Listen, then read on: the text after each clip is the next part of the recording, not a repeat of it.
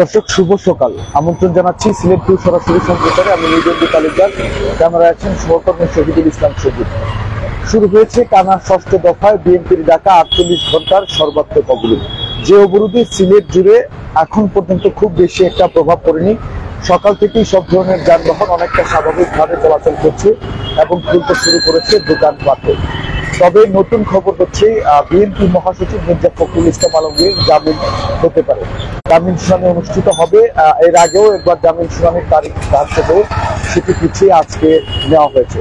তবে এখন পর্যন্ত 6ষ্ঠ দফার অবরোধে বিএনপির নেতা কর্মীদের সিলেট জুড়ে কোনো ধরনের তৎপরতা দেখা যায়নি। সকাল থেকে এখন পর্যন্ত কোথাও কোনো ধরনের নাশকতা বা পিকেটিং এর খবরাখবর পাওয়া যায়নি।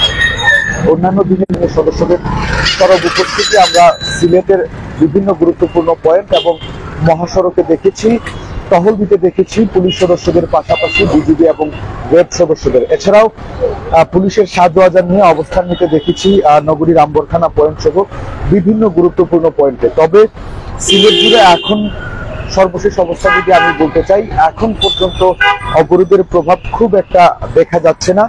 দূরপাল্লার যানবাহনও চলাচল করতে শুরু করেছে, স্বাভাবিক রয়েছে ট্রেন চলাচল। সকাল থেকে বিএনপি নেতা কর্মীদের কোনো ধরনের সিলেটের রাজপথে আমাদের চোখে পড়েনি।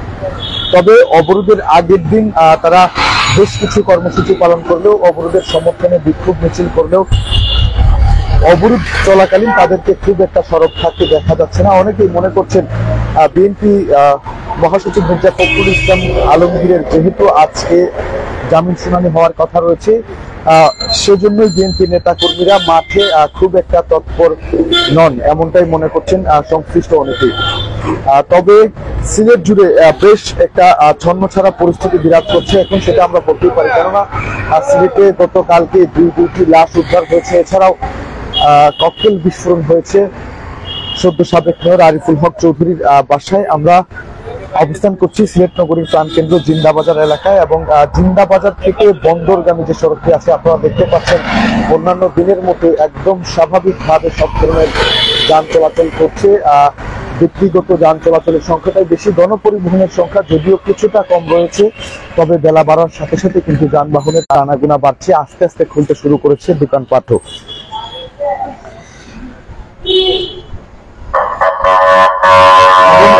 দেখতেই পাচ্ছেন সিলেট জুড়ে আইন শৃঙ্খলা রক্ষাকারী বাহিনীর সদস্যদের সরব উপস্থিতি আমরা দেখতে পাচ্ছি। কিছুক্ষণ পরপরই কিন্তু তাদের টহল টিম, পেট্রোল টিম সিলেটের বিভিন্ন গুরুত্বপূর্ণ সড়ক প্রদক্ষিণ করছে এবং তারা তাদের সরব উপস্থিতি রাজপথে জানান দিচ্ছেন। মানুষের জানমালের নিরাপত্তা, জানমাল রক্ষায় তারা সর্বোচ্চ সচেষ্ট রয়েছেন, এমনটাই তারা বলছেন।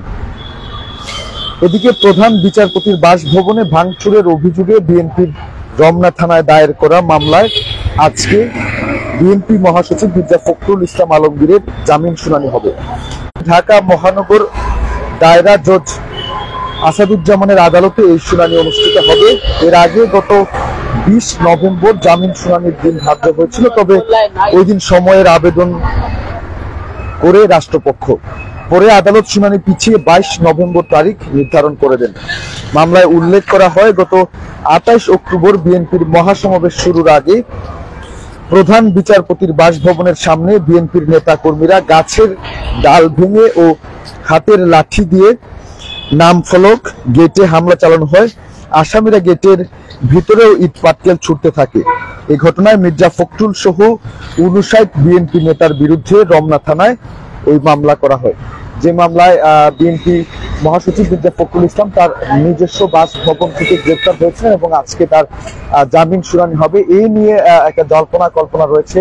অনেকেই মনে করছেন বিএনপি মহাসচিব মির্জা ফখরুল ইসলাম আলমগীরের আজকে জামিন হতে পারে। সেজন্য বিএনপি নেতা কর্মীরাও কিন্তু সকাল থেকেই সিলেট সহ পুরো দেশ জুড়ে খুব একটা তৎপর নন। তবে আইন শৃঙ্খলা রক্ষাকারী বাহিনীর সদস্যরা প্রতিদিনের মতো আজকেও মাঠে রয়েছেন এবং মানুষের জানমালের নিরাপত্তা দিতে তারা কাজ করে যাচ্ছেন। সিলেটের সর্বশেষ পরিস্থিতি অনেকটাই স্বাভাবিক আছে। বিএনপি যে বলছে এই যে তাদের আন্দোলন, সরকার পতনের এক দফা দাবিতে তারা যে আন্দোলন কর্মসূচি চালিয়ে যাচ্ছে, এটি তাদের ডু অর ডাই আন্দোলন। তবে ডু অর ডাই আন্দোলনে এখন পর্যন্ত বিজেপি সিলেটের রাজপথে খুব একটা তৎপর হতে দেখা যায়নি এবং তাদেরকে হরতালের সমর্থন বা অবরোধের সমর্থনে যেসব কর্মসূচি আছে, যেখানে বিএনপির নেতৃবৃন্দ যারা মাঠ কর্মী আছেন, তৃণমূল পর্যায়ের নেতৃবৃন্দ আছেন, তাদের সর্বউপস্থিতি আমরা সিলেট জুড়ে লক্ষ্য করলেও তাদের সাথে কিন্তু হেভি ওয়েট নেতৃবৃন্দকে খুব একটা পাওয়া যায়নি। একটি বিচ্ছিন্ন মিছিল এবং অবরোধের সমর্থনে বিক্ষোভ মিছিল যেগুলো আছে, সেই মিছিলগুলোতে বিএনপি নেতারা অংশগ্রহণ করেছেন, করলেও তারা বেশিক্ষণ অবস্থান করেননি, ঝটিকা মিছিল করে সেখান থেকে সরে গিয়েছেন।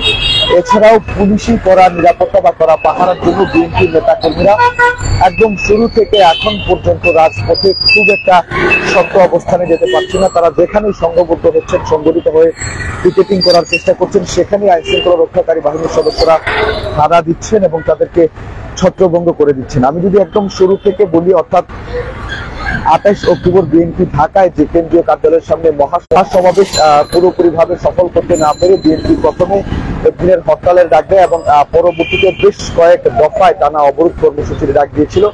যে অবরোধের মধ্যে রয়েছিল রাজপথ, রেলপথ এবং নৌপথ, এবং একই সাথে বিএনপির যে সমমনা দলগুলো আছে তারা এই যুগপথ আন্দোলনে একই ধরনের কর্মসূচি পালন করে আসছে, অর্থাৎ টানা হরতাল এবং অবরোধ কর্মসূচি পালন করে আসছে।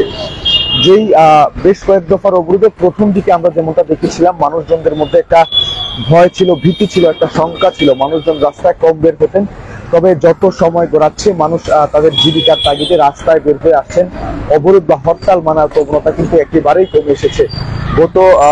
বিগত দিনে যে হরতাল পালিত হয়েছে, সিলেটে আমরা দেখেছি যে সব ধরনের দূরপাল্লার বাস সহ সব ধরনের যানবাহন চলাচল করেছে এবং মানুষজনের সংখ্যাও রাস্তায় কিন্তু চোখে পড়ার মতো ছিল। এমনকি সিলেটের যে এই প্রাণ কেন্দ্র বলা হয় জিন্দাবাজার, সেখানে আমরা দেখেছি কিছুক্ষণ পর পর রাস্তায় যানবাহনের চাপ এতটাই বেশি ছিল যে এই সড়কটিতে কিছু জ্যাম লেগে গিয়েছিল, যেখানে এই যানজট নিরসনে ট্রাফিক সদস্যদের কাজ করতে হয়েছে। এছাড়াও স্থানীয় মানুষজনের হস্তক্ষেপে এই সড়কটির জ্যাম নিরসন করতে হয়েছে। দর্শক, সিলেট জুড়ে এখন পর্যন্ত বিএনপির ডাকা এই টানা 48 ঘন্টা অবরোধে আমরা এখন পর্যন্ত বিএনপি নেতা কর্মীদের কোনো তৎপরতা দেখিনি। আমরা সকাল থেকে সিলেট ঢাকা মহাসড়ক সহ সিলেটের বিভিন্ন গুরুত্বপূর্ণ পয়েন্ট ঘুরে দেখেছি, কোথাও কোনো ধরনের নাশকতা বা সহিংসতার খবর এখন পর্যন্ত পাওয়া যায়নি। তবে অন্যান্য দিনের মতোই আইন শৃঙ্খলা রক্ষাকারী বাহিনীর সদস্যরা রাজপথে আছেন, তারা মানুষের জানমালের নিরাপত্তা দিতে সার্বিক ভাবে প্রস্তুত রয়েছেন এবং তারা চেষ্টা করে যাচ্ছেন। তাদের উপস্থিতিতেই বিএনপি নেতা কর্মীরা এখন পর্যন্ত অন্যান্য দিন আমরা যেমনটা দেখি যে কড়া পুলিশি নিরাপত্তা উপেক্ষা করেও তারা বিভিন্ন জায়গায় হরতাল বা অবরোধের সমর্থনে পিকেটিং করে থাকেন। তবে আজকে তাদেরকে কোথাও কোনো ধরনের কর্মসূচি পালন করতে, আজকের যে অবরোধ, কারণ 48 ঘন্টার অবরোধ আজকে ভোর 6টা থেকে শুরু হচ্ছে, সেই অবরোধের সমর্থনে গতকালকে নগরীর কয়েকটি জায়গায় বিএনপি নেতা কর্মীদের বিক্ষোভ মিছিল করতে দেখা গেছে অবরোধের সমর্থনে। তবে তারা বেশ কিছুক্ষণ রাজপথে থাকলেও খুব বেশি সময় একটা সেখানে অবস্থান করবে। এছাড়াও বিএনপির যে কেন্দ্রীয় নেতৃবৃন্দ আছেন সিলেটে, তাদেরকেও এখন পর্যন্ত রাজপথে খুব একটা হরতাল বা অবরোধের সমর্থনে সরব হতে দেখা যায়। সর্বশেষ অবস্থা সিলেটের অনেকটাই স্বাভাবিক রয়েছে, যান চলাচল করছে, দোকানপাট খুলছে, সব ধরনের স্কুল কলেজ খোলা রয়েছে, মানুষজন তাদের জীবিকার তাগিদে রাস্তায় বেরিয়ে আসছেন। এবং আজকে দুপুর 2টায় জামিন ফখরুল ইসলাম আলমগীরের, বিএনপি মহাসচিব, এবং তার জামিন হতে পারে বলে অনেকেই মনে করছেন। দর্শক, এই ছিল বিএনপির ডাকা 6ষ্ঠ দফায় টানা 48 ঘন্টা অবরোধের আমার কাছে সিলেটের সর্বশেষ খবরাখবর এবং বিএনপি মহাসচিব মির্জা ফখরুল ইসলাম আলমগীরের জামিন শুনানির সর্বশেষ অবস্থা। আমাদের সাথে থাকার জন্য সবাইকে ধন্যবাদ জানাচ্ছি। পরবর্তী আপডেট পেতে অবশ্যই সিলেট নিউজ সাথে থাকুন।